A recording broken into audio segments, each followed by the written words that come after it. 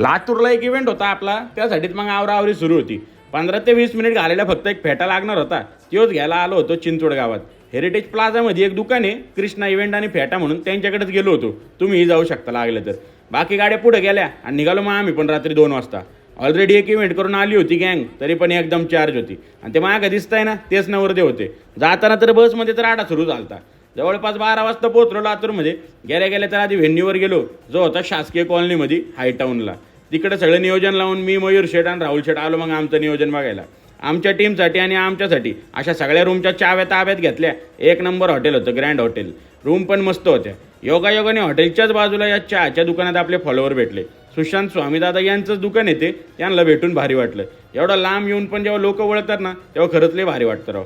2 दिवस कसे गेले कळलंच नाही. नवीन जागा होती आणि लातूरमध्ये पाहिजे तसं सगळं अरेंज करणं पण चॅलेंजिंग होतं, कारण निम्मा अर्ध तर अवेलेबलच नव्हतं.